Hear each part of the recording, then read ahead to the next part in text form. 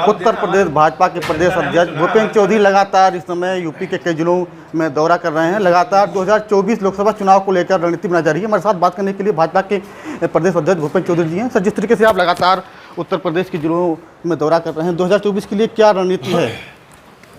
हमारा एक कार्यक्रम है, देश के प्रधानमंत्री जी के 9 वर्ष कार्यकाल पूरा होने के उपलक्ष्य में भाजपा एक महाजनसंपर्क अभियान और अपना रिपोर्ट कार्ड लेकर, सरकार का रिपोर्ट कार्ड लेकर हमारे कार्यकर्ता 30 तारीख तक, 30 जून तक घर घर जाएंगे। उसमें अलग अलग प्रकार के कार्यक्रम हम लोगों ने डिजाइन किए हैं पार्टी ने। आज सभी मोर्चों का एक संयुक्त सम्मेलन है। उस सम्मेलन में मुझे प्रतिभाग करने का अवसर गोंडा भारतीय जनता पार्टी ने दिया है, तो मैं आज उपस्थित हुआ हूं। और निश्चित रूप से लोकसभा चुनाव से पहला ये हमारी पार्टी का एक बड़ा जनसंपर्क अभियान है और हम हमेशा अपने कार्यकर्ताओं की सक्रियता और मेहनत के आधार पर एक अच्छे राजनीतिक परिणाम जनता के बीच में अपनी बात रख के करते रहे हैं। और मुझे विश्वास है कि उत्तर प्रदेश की महान जनता का आशीर्वाद मोदी जी के नेतृत्व में भाजपा को मिलेगा। उत्तर प्रदेश से कितनी सीटें जीतने का लक्ष्य आपको है? नहीं, जिस प्रकार की हमारी तैयारी है और हमारी सरकार ने जो काम किए हैं, अब आप देखेंगे हम अपनी सरकार का रिपोर्ट कार्ड, अपने कामों का लेखा जोखा लेकर जनता के बीच में जा रहे हैं। दूसरी पार्टी अभी उनकी नींद खुली है और वो गठबंधन की बात कर रहे हैं। अभी नेमिस में वो सम्मेलन कर रहे हैं, अपना प्रशिक्षण वर्ग कर रहे हैं। और नेमिस जैसी पुण्य भूमि पर जिस प्रकार की बयानबाजी समाजवादी पार्टी कर रही है, आज समाजवादी पार्टी उन सारे विषयों का लोग, जनता उनसे जवाब मांगेगी जो स्वामी प्रसाद जैसे लोगों ने बयानबाजी की है।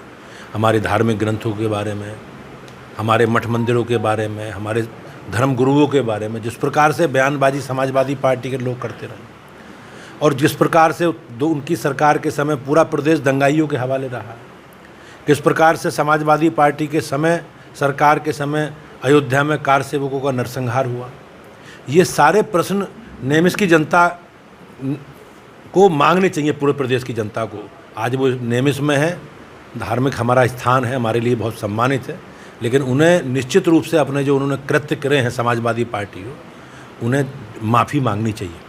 माफ़ी मांगने की बात करें, अखिलेश यादव जिस तरीके से जो कार्यवाहक डीजीपी को लेकर बयान देते हैं और कानून व्यवस्था को लेकर बयान देते हैं, उन्होंने ये भी कहा है कि जो भाजपा है असुरों की पार्टी है और समाजवादी पार्टी उसका नरसंहार करेगी। इस पर क्या कहना है आपको?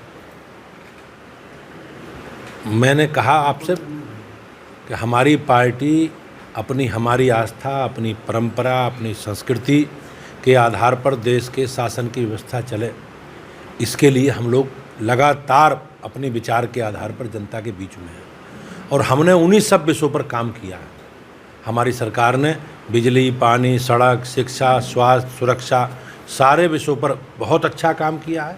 उत्तर प्रदेश में आज अपराध न्यूनतम स्तर पर है और हमारा संकल्प है कि भारत माता को विश्व गुरु के स्थान पर ले जाना है, तो आज देश का दुनिया में सम्मान बढ़ा है। मोदी जी के प्रति जिस प्रकार से लोगों का विश्वास बढ़ा है, उसी का परिणाम है कि भारत की। एक आखिरी सवाल, जिस तरीके से लोकसभा में कितनी सीटें आप निकालेंगे और जो कोई नया चेहरा भी आएगा कोने पे आप दांव खेलेंगे जो चुनाव? नहीं, भारतीय जनता पार्टी हमेशा नए पुराने अनुभव का हमेशा लाभ भाजपा लेती रही है, हमें मिलता रहा। हमारे में मिश्रण है कार्यकर्ताओं में, हम नए पुराने लोगों को उसी आधार पर हम लोग जनता के बीच में जाएंगे, लेकिन पार्टी में प्रत्याशी चयन की प्रक्रिया है और उस प्रक्रिया के आधार पर ही निर्णय होंगे। अभी इस पर कहना जल्दबाजी होगी। भारतीय जनता पार्टी की केंद्रीय पार्लियामेंट्री बोर्ड इसमें निर्णय करता है, तो वो समय आने पर सब चीज़ें आपके सामने आ जाएंगी। तो लगातार बीजेपी अपनी पार्टी को मजबूत करने के लिए लगातार काम कर रही है। भूपेंद्र चौधरी हमारे साथ ही तो कहना है कि 2024 के चुनाव को लेकर लगातार काम किया जाएगा।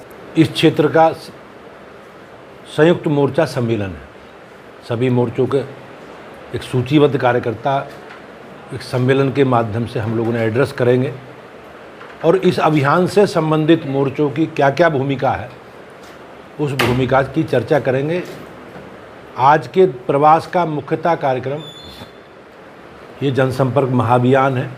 लोकसभा चुनाव से पहला बड़ा एक जनता से संवाद का, संपर्क का हमारा बड़ा आयोजन है और पूरी पार्टी, हम लोग सब संकल्पित होकर अपने रिपोर्ट कार्ड के बीच लेकर जनता के बीच में जाएंगे और एक बार पुनः माननीय नरेंद्र मोदी जी के नेतृत्व में भाजपा की सरकार बने, इसका आग्रह प्रदेश की, देश की महान जनता से हम लोग करें। और मुझे विश्वास है जिस प्रकार की परिस्थिति हैं, उन परिस्थिति के हिसाब से भारतीय जनता पार्टी का संकल्प है, हम सारी सीटें 80 की 80 लोकसभा सीटें जीतेंगे।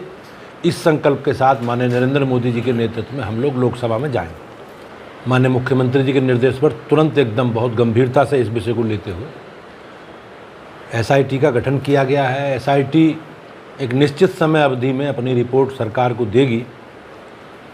संजीव जीवा उत्तर प्रदेश का एक बड़ा अपराधी था और उसके इस हत्याकांड में सारे एंगलों से जांच हो रही है और जो जो चीज़ें जांच में परिलक्षित होंगी, निश्चित रूप से सरकार विधि सम्मत कार्रवाई के लिए संकल्पित है। अब समाजवादी पार्टी कंफ्यूज पार्टी है और समाजवादी पार्टी का चरित्र उत्तर प्रदेश की जनता जानती है। आपने देखा होगा कि पिछले 6-7 महीनों से समाजवादी पार्टी के वरिष्ठ नेता आदरणीय स्वामी प्रसाद मौर्य जी किस प्रकार से धार्मिक ग्रंथों के बारे में, हमारे मठ मंदिरों के बारे में, हमारे देवी देवताओं के बारे में, साधु संतों के बारे में जिस प्रकार की वो टिप्पणी कर रहे हैं, तो अखिलेश यादव जी को नियमित से ये बताना चाहिए कि जो इस प्रकार की बयानबाजी समाजवादी पार्टी के नेताओं के द्वारा की जा रही है, उसमें वो अपना रुख, अपना विचार उन्हें स्पष्ट करना चाहिए, प्रदेश की जनता को बताना चाहिए। प्रदेश सरकार ने जैसे अभी गाजियाबाद की घटना में सरकार जांच करा रही है और जांच कराकर जो भी प्रक्रिया है न्याय की, उस प्रक्रिया के आधार पर दंडी जो भी दोषी हैं उन्हें दंडित किया जाएगा।